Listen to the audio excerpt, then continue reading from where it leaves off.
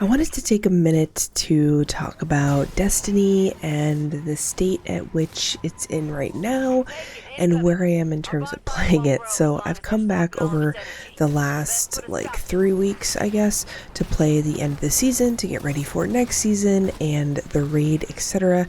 And I've come across a few things that I wanted to talk about. Don't get me wrong, they do a lot of stuff right. Destiny does a lot of stuff right, but they also have not refreshed a lot of their old stuff, and it's getting a little stale.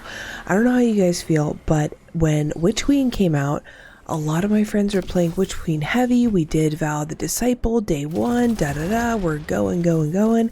And then about 2 to 3 weeks into it, everybody stopped playing.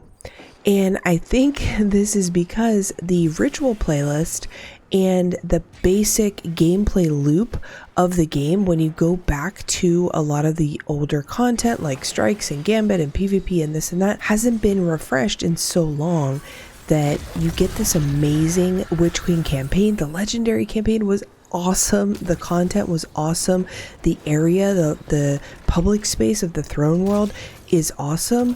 However, we don't really have much reason to go there because the game pushes you into the ritual playlists like strikes and gambit and PvP to get your pinnacles done. It's going to keep happening to me and to other people because they'll be excited for all the new content, they'll play through all the new content, and then it kind of gets boring to go through that power grind over and over and over and do the same things over and over and over.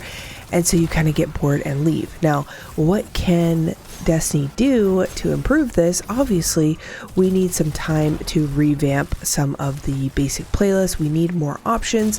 I saw a mention on Twitter where they said with strikes, they should add Empire Hunts, Nightmare Hunts, Psyops Battlegrounds, basically everything that could fit within a 10 to 15 minute type strike time frame. They should stick it in the strike playlist. I think there should be ways to kind of just stay in the playlist and do stuff and have a ton of options in terms of content, but at the same time they could add all this stuff, right? They could add a ton of stuff, different playlists and things. They could add different options for gambit. However, if the rewards stay the same, they're going to have the same issue. Now, this is kind of a separate issue, and I'm probably going to be all over the place in this video, but the second issue, in my opinion, is the rewards. It's really hard, especially as a player that's played Destiny a lot and has a lot of loot and armor and weapons and stuff in the game. It's really hard to incentivize me to run strikes outside of the 3 needed for my weekly pinnacle, because otherwise I'm just getting blues that I'm going to dismantle and a little bit of, materials here and there, but nothing super great. I think they need to rework a lot of the reward structure to incentivize people to play, because even with some of the quote unquote new weapons, new or reprised weapons that are coming out every season, I usually have the same archetype of that weapon with sometimes even the same energy type in my vault. For instance, this season we got Tears of Contrition, which is a brand new scout rifle for our kinetic slot that you can get from the haunted weapon, so you could focus it and craft it and all that good stuff. However, I already have an Adapt Hung Jury, which is also a 180 scout rifle in that same slot. So is it worth my time to go ahead and craft that weapon where, yes, I can get enhanced perks, but I already have that weapon? Now, you could make the argument that there are new perks this season, and we have a little bit of power creep because the origin traits now are just extra bonus perks basically on the gun that are going to give it a little bonus for us to chase. But I feel like it's really not enough to keep me going and keep me invested in the season for the full season.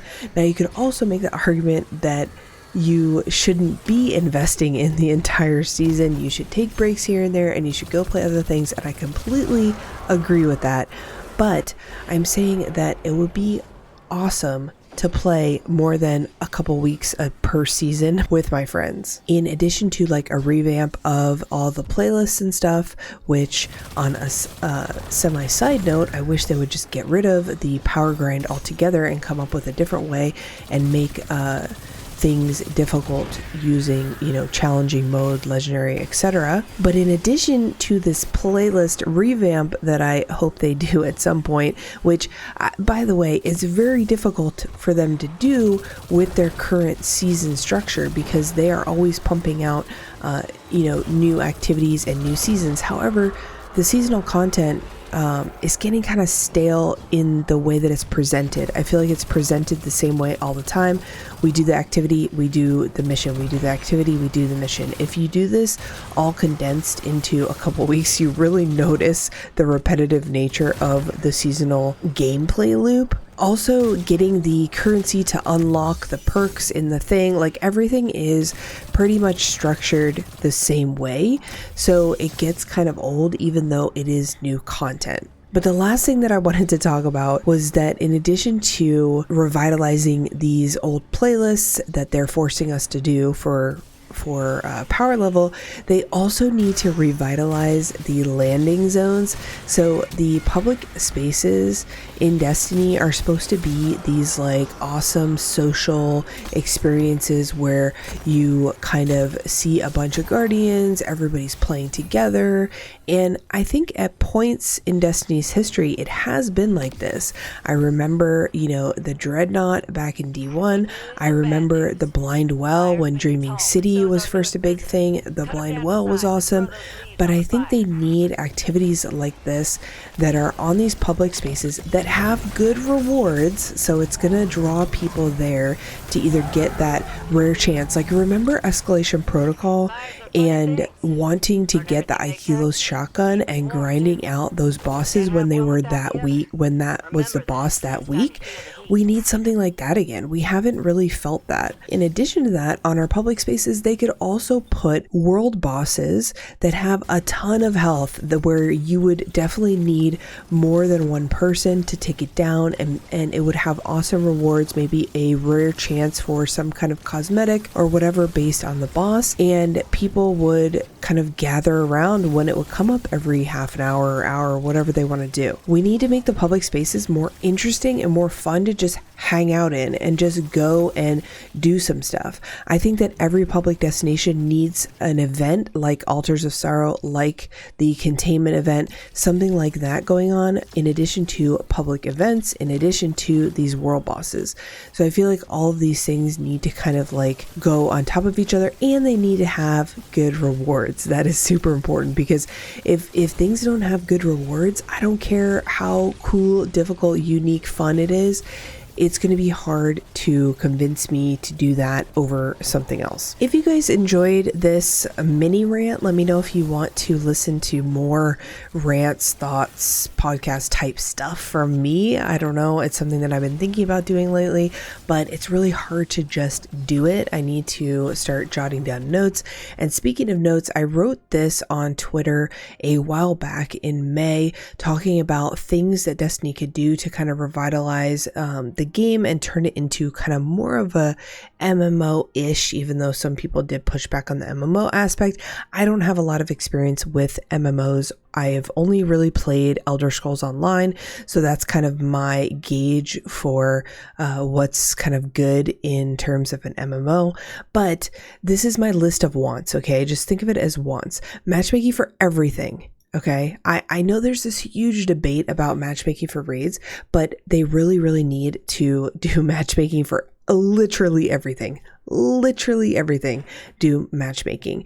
You can make it optional or not. If people want to do solo stuff or low man stuff, all that good stuff, just make it optional. Do you want matchmaking on or off? Second, I hope that they remove power level at some point and just use difficulties, because grinding 10 power level is like really insignificant and feels like a fake reward. Next up, patrol zones could change difficulties for better rewards. That's another option that they could do if they don't want to make it like this lively big area with different challenging areas. Like if they don't want a difficult world boss and blah, blah, blah. Contest mode always available for double drops. I think that this would be awesome if they would have like a different difficulty for the raids or something, like a hard mode. I loved hard mode where they actually changed the encounters a little bit and made them a little bit more random and difficult.